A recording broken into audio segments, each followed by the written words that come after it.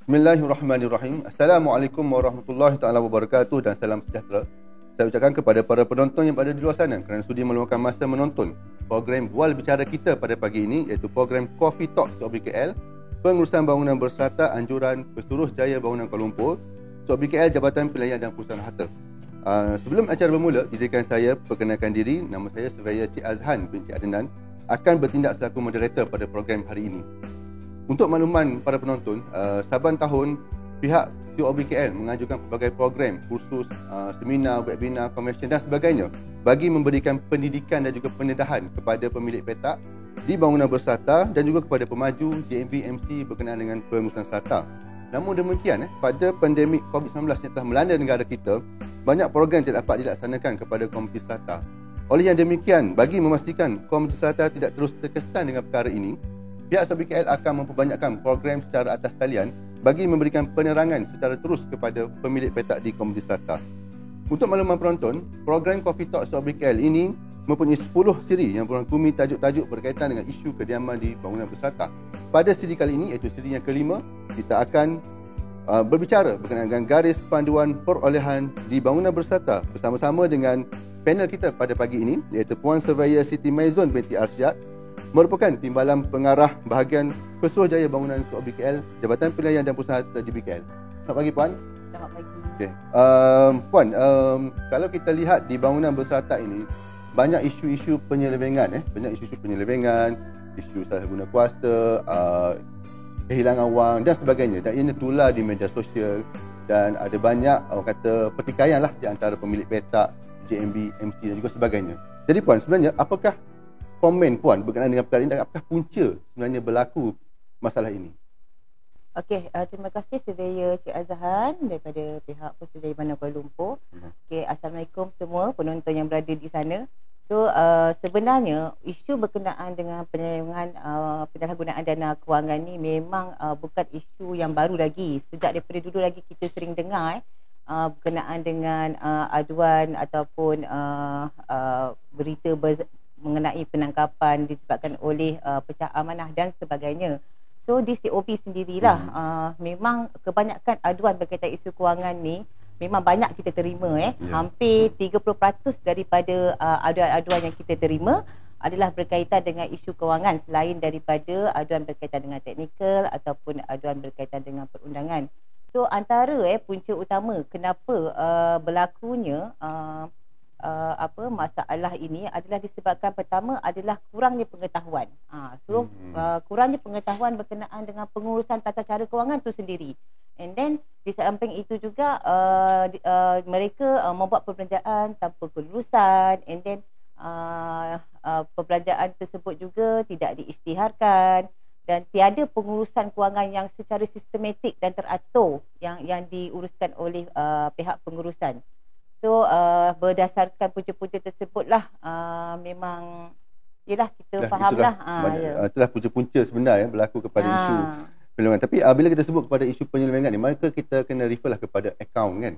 Jadi sebenarnya akaun apa sebenarnya yang perlu dibuka di bangunan berserata ni, dan sebenarnya daripada bila kita kena buka akaun? Okey, sebenarnya peringkat pengurusan akaun ni bermula semasa tempoh pengurusan pemaju tu lagilah. So pemaju perlu membuka dua akaun satu akaun pengurusan penyelenggaraan ataupun maintenance fees, dan kedua adalah akaun wang penjelas lah, iaitu seeking fund. Sebenarnya ada dua akaun lah, akaun penyelenggaraan dan juga akaun kumpulan wang penjelas ataupun seeking fund. Patutlah ramai orang sebut akaun penyelenggaraan, akaun penjelas, barulah saya faham hari inilah. Okey Puan, saya ada satu petikan lah yang saya ada baca di Mesyuarat Majlis Negara bagi Kerajaan Tempatan MNKT ke-69 telah bersetuju dengan pemakaian Malaysian Private Entity Reporting Standard MPERS sebagai asas penyediaan kewangan pihak badan pengurusan berserata. Boleh Puan jelaskan apakah maksud MPERS ini sebenarnya? Okey, MPERS ni sebenarnya adalah Malaysia Private Entity Reporting Standard. which is ia adalah satu asas untuk penyediaan penyata kewangan. So setiap pemaju ataupun pengurus bangunan yang itu terdiri daripada JMB ataupun MC, ejen ataupun di BKL sendiri, diorang perlu menyediakan penyata kewangan yang berasaskan MPERS inilah. So penyata kewangan ni perlu dihantar setiap tahun kepada pihak COB lah bagi tujuan pemfailan. So di dalam MPERS ini ataupun penyata kewangan ini, dia ada melaporkan tentang jawatankuasa pihak pengurusan, ahli jawatankuasa, penyata kewangan dan prestasi kewangan pihak badan pengurusan, termasuklah pengurusan aliran tunai. Okey, maknanya MPERS ni lebih kepada satu panduan ataupun format. Ya betul, format penyata kewangan. Yang mana perlu dipatuhi lah. Format standard tu dah ada dah, cuma ramai yang tak ikut format tu sebenarnya. Faham. Okey puan, kita berbalik kepada isu kewangan tadi kan, yang kata isu penyelewengan, salah guna kuasa, lantikan yang tidak betul, ataupun kata bahasa mudah lantik anak beranak lah kan.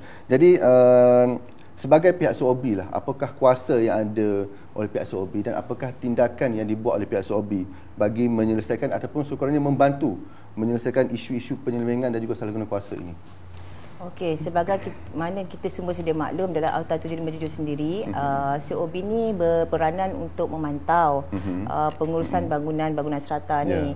Okey, so COB memang berperanan sebagai penasihat dan juga kita sebenarnya selain daripada memantau, memastikan bahawa setiap pihak pengurusan bangunan tu menghantar penyata kewangan dan ataupun akaun audit setiap tahun.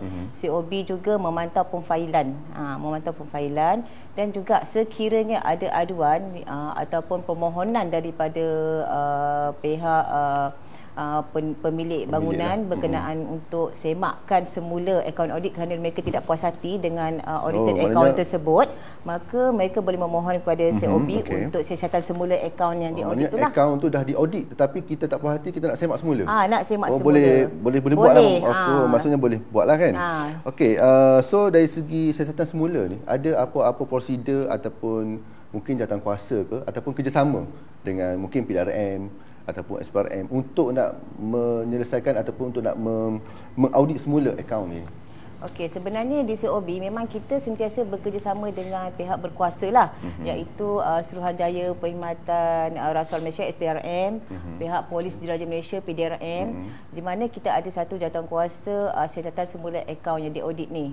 So yang mana aduan-aduan yang memerlukan siasatan semula ni, maka kita akan bawa ke dalam jawatankuasa untuk kita semak semula siasatan audit akaun tersebut lah, which is dia punya fee untuk bayaran lantikan COB, fee bayaran untuk lantikan jurulaudit tersebut adalah ditanggung oleh diambil daripada akaun penyelenggaraan itu sendiri. Okey, so puan, kalau kita lihat di dalam Akta Pengurusan Serata ataupun di dalam peraturan-peraturan pengurusan serata, kita dapati tidak ada kaedah ataupun guideline berkenaan kaedah perolehan untuk pihak JMB-MC melantik kontraktor ataupun service provider lah.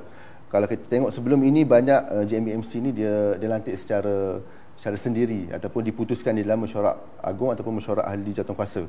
Jadi di KL ataupun di Malaysia ni, ada tak apa-apa garis panduan dari segi kaedah perolehan yang dikeluarkan oleh pihak berkuasa lah, sama ada pihak KPKT ataupun pihak COB? Okey, baik soalan tu. Okey. Sebenarnya dalam Akta 757 tu memang tiada perincian berkenaan apa-apa garis panduan kaedah perolehan yang ditetapkan untuk menjadi panduan kepada semua pengurus bangunan yang di luar sana. Okey. Sehubungan itu sejak 13 Februari tahun 2020, Kementerian Perumahan dan Kerajaan Tempatan diorang telah mengambil satu langkah inisiatif dan proaktif untuk mewujudkan satu garis panduan kaedah perolehan, di mana melalui garis panduan ini dia akan memberi penjelasan, memberi menceritakan mengenai tata cara perolehan yang sebenarlah, yang patut dipatuhilah supaya pengurusan kewangan tu dapat dilaksanakan, dijalankan dengan lebih cekap dan berkesan. Jadi dari segi apa isi kandungan dia? Maksudnya adakah kita nak pastikan supaya integriti itu dapat dicapai ataupun kaedah-kaedah perolehan itu mengikut kepada tata cara kelola yang baiklah? Okey. Untuk makluman, dalam isi kandungan garis panduan keedahan perolehan tu ada 4 lah. Ada 4 kandungan, iaitu dia memperuntukkan tentang had perolehan tersebut lah. Juga tempoh masa. So selain itu dia mempunyai integrity pack, di mana integrity pack ni perlu ditandatangani oleh AJK ataupun pihak pengurusan apabila mereka membuat sesuatu transaksi pembelian, penjualan ataupun untuk pengurusan tender dan sebagainya lah. So sekiranya mereka ini mempunyai kepentingan hubungan dengan pihak pembekal, maka mereka perlu declare isytihar. Mereka perlu isytihar. So itu yang dikatakan sebagai integrity pack lah. Maksudnya ada persetujuan lah. Selain itu kaedah ini juga menetapkan bahawa setiap urusan tersebut mesti dimaklumkan di notis papan tanda untuk pengetahuan umum lah. Dan juga mempunyai daftar pembekal. Maksudnya daftar pembekal ni senarai kontraktor, senarai perunding, yang mana kalau ada daftar pembekal ni mereka tahu boleh membuat sedia makan semula yang mana pembekal yang mempunyai prestasi yang bagus dan tak bagus, supaya dapat mengelakkan daripada timbulnya isu rasuah ataupun dan sebaliknya lah. Jadi secara orang kata ringkasnya, garis panduan ini dia nak memastikan supaya JMB MC ni lebih teluslah dalam membuat kaedah perolehan. Betul Puan? Ya, betul. Kita faham Puan, kalau di bangunan berserata JMB MC ni dari segi perolehan kita ada banyaklah bekalan kerja kan. So apakah kategori perolehan yang ada di dalam ataupun yang dinyatakan di dalam garis panduan tersebut? Dalam garis panduan ini dia ada 4 kategori lah, iaitu kerja, kedua bekalan, ketiga perkhidmatan dan keempat adalah kecemasan. So untuk kerja ni contohnya seperti kerja membaiki bumbung, kerja membaiki tangki air. Kalau bekalan tu contohnya nak membeli kad access card nak masuk ke dalam kondo tu kan. So access card, pembelian alat tulis ataupun perkhidmatan CCTV. Kalau untuk kategori perkhidmatan dia ada 2 lah. Satu perkhidmatan bukan perunding dan perkhidmatan perunding. So yang perkhidmatan bukan perunding ni contohnya macam untuk melantik kontraktor pembersihan, kontraktor landscape. Bagi kontraktor yang perunding, contohnya macam pengawal keselamatan, nak lantik syarikat kawal keselamatan, ataupun nak melantik pengurus harta, property manager untuk bangunan tersebut.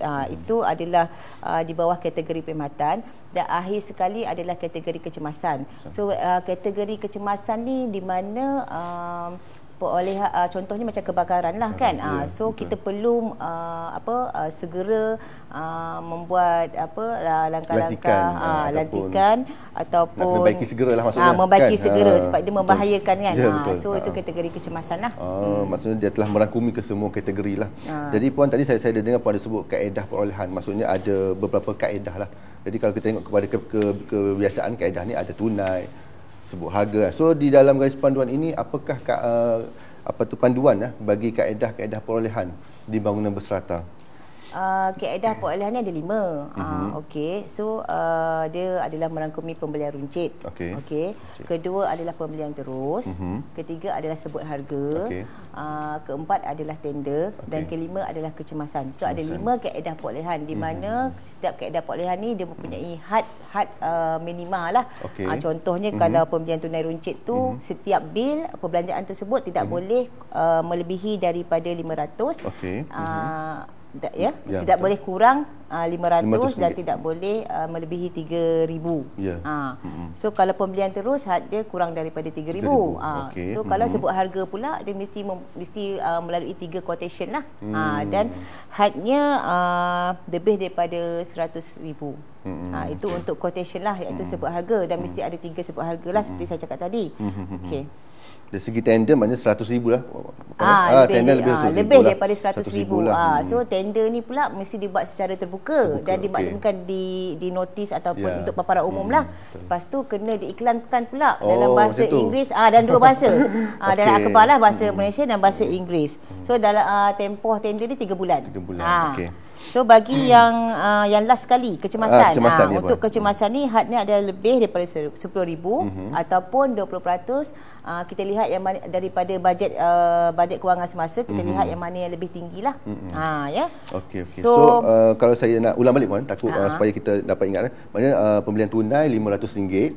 Okey, sebut harga RM3,000 lah ke atas lah.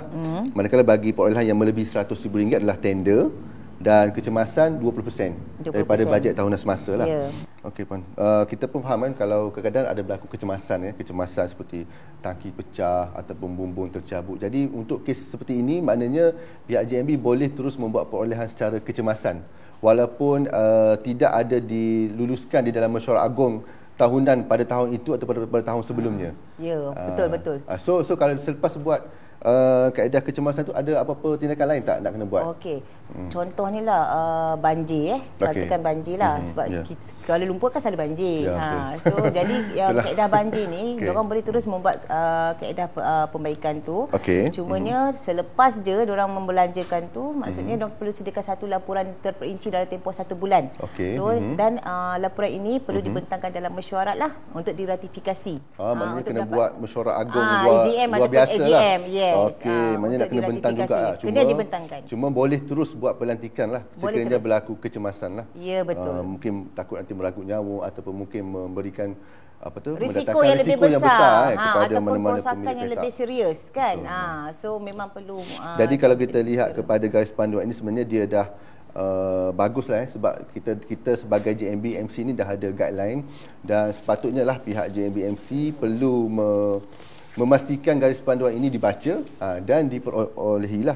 Jadi Puan, mungkin Puan boleh bagi tips sedikitlah macam mana kita nak elakkan berlakunya salah guna kuasa ataupun penyelewengan di kalangan JMB MC di bangunan berserata ini. Mungkin Puan ada tips yang baiklah.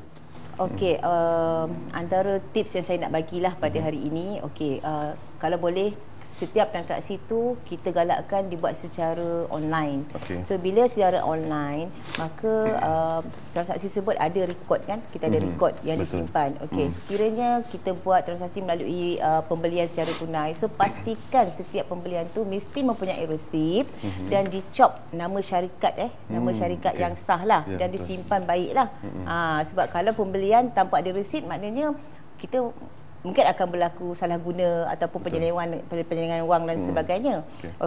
Antara lain pastikan apabila melantik pembekal ataupun vendor untuk sesuatu perkhidmatan, pastikan tiada hubungan dengan AJK, pengerusi ke, bendahari ke, setiausaha ke ataupun staf ataupun kaki tangan kerani akaun ke apa, tiada hubungan adik-beradik ke, saudara mara ke.